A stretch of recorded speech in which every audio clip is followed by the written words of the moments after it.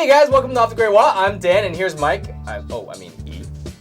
Anyways, guys, hi! We did a video on Cantonese slangs and Shanghainese slangs, and many of you asked for Mandarin slangs. There are so many Mandarin slangs that we actually have to split them up. Here are 10 Chinese words that might sound like food, but actually have nothing to do with food. Number 1, 摸鱼 or catching fish. This term originated from the Chinese phrase 浑水摸鱼 or catching fish in murky waters. It means to be lazy on the job or to get through something without putting in much effort. But that's kind of weird, because if you're trying to catch a fish in murky water, wouldn't you try really hard? That's the point. 2, 饭桶 or rice container. This is a fairly harsh term that describes someone as a person who just eats but does nothing productive. Like a rice container, it only contains food but doesn't actually do anything else. For example, if you have an annoying little brother who does nothing but eat all day and play video games, and you can be like, 饭桶啊! But really, don't say that because brothers are not 饭桶. 3, 炒鱿鱼 or stir-fried squid. That means to be fired. Squid in Chinese is called 鱿鱼. In the olden days, workers would have to travel far from home to work, often bringing personal belongings rolled up in a blanket. And at that time, there was also a popular dish called stir-fried squid. And people realized that when squid was stir-fried, it would roll up, and it kind of resembled the rolled up belongings of the workers. So sometimes, instead of telling them that they were fired, they were told 炒鱿鱼 instead. Because it sounded better, probably. So if you think your boss wants to take you out for stir-fried squid after work, then sorry, you've just been fired. Or unless your boss really likes squid, because the Korean squid is really delicious. Yeah, definitely with some kimchi on the side. Number 4, 种草莓 or plant strawberries. I like this one a lot. This term means to plant a hickey on someone. Number 5, 吃软饭 or eat soft rice. This term refers to men who live off women. We actually did a video on this before, so take a look. Number 6, 老油条 or old oil dough. Chinese use the term oil to refer to someone who is slick. And old oil dough, 油条, which is delicious by the way. Man, I love it so much, especially with some kanji. Okay, Dan, what does it mean? It means a person who is very good at being deceitful or slick. That's so weird, because something's so delicious. Why does it mean somebody that's so slick? Like, sometimes when a person who's very, they know how to say a lot of, sweet things, sometimes the Chinese would say that they have an oily mouth. Number 7, 吃醋 or eat vinegar. I think many of us have eaten vinegar before, and many of you probably ate a lot of vinegar just a few days ago on Valentine's Day. Don't get what I mean? Well, this term is used to describe being jealous, and it has a funny story behind it. A little segue, according to a legend, this term began in the Tang Dynasty. One day, the emperor saw that one of his top officials had scratch marks on his face and asked the official what happened.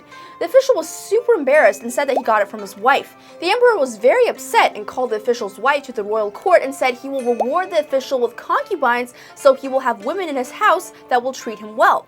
The wife got very jealous and said that she could not tolerate that. The emperor then put out a bowl of poison in front of her and said, "You either accept it or you can drink this poison." To everyone's surprise, she immediately drank the poison. Then the emperor started to laugh because he actually gave her a bowl of vinegar. So that is where eating vinegar came from. Have you ever eaten vinegar, Dan? What's your eating vinegar face? It's like, yeah, that's delicious, because eating vinegar is delicious! Number 8, 打酱油 or getting soy sauce. This is a popular internet slang which means none of my business.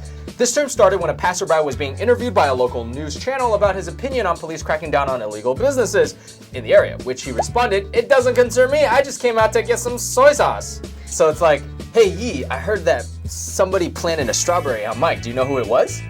打酱油啊, none of my business. There you go.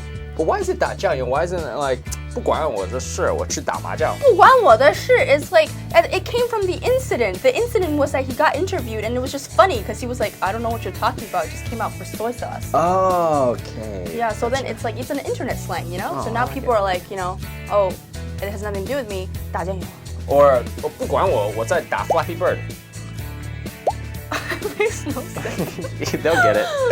Number 9, 请喝茶, literally to invite to have tea. This expression refers to police or other state security authorities in China arresting and interrogating someone under the pretense of first inviting them out to have tea, or sometimes coffee. And that was inspired by real-life examples. So, for example, like, what happened to Tommy? He got invited to tea. Dun, dun, dun. Number 10. This one's kind of weird. 吃豆腐 or eat tofu. I know that a lot of you out there love tofu, like me, and a lot of you probably are not shy about telling people about your love of tofu, like this. Hey, 我很爱吃豆腐. Yeah, this is a public service announcement telling you to never say you like to eat tofu in Chinese. This term originally referred to someone who takes advantage of someone else, as in the old days when there is a death in the family. Those who helped with the funeral will gather afterwards at the family's house, where tofu is typically served. There would be people who did not help with the funeral but showed up for the tofu anyway. It was delicious, of course. And that is how the term originated. So kind of like freeloaders. Freeloaders. Freeloaders. Yeah. But it doesn't mean freeloaders anymore. So don't go around saying like that. Yeah, it means something really bad nowadays. Yeah. Nowadays, this term refers to being someone, typically a guy, who is overly flirty to the point where he is touchy-feely with a person of the opposite sex. And it's kind of like taking advantage of the woman's body. It's definitely not good. It's a very negative connotation. So definitely don't go around saying in Chinese that you're a tofu lover. It's bad. But what if I'm in a Chinese restaurant and there's mapo tofu and I'll be like, 我爱吃mapo tofu. Yeah, it's okay with the mapo in front of it, just not plain tofu. Okay. Hey guys, thanks for watching. We hope you liked those slangs, and I got a brand new one I'm gonna make up right now. So say if you're in the mafia in the old days and you want somebody axed, you could say, hey, tell him to 跟鱼睡觉. Sleeping with a fish. That you didn't make that up. You just translated that from The Godfather. Wow. So anyways, guys, let us know how you like those terms as slangs. If you have any more, please leave us comments below. And don't forget to check back for more videos. Wait, so seriously, who planted the strawberry on Mike? No one. Oh, okay. There's no strawberries being planted on Mike. Oh!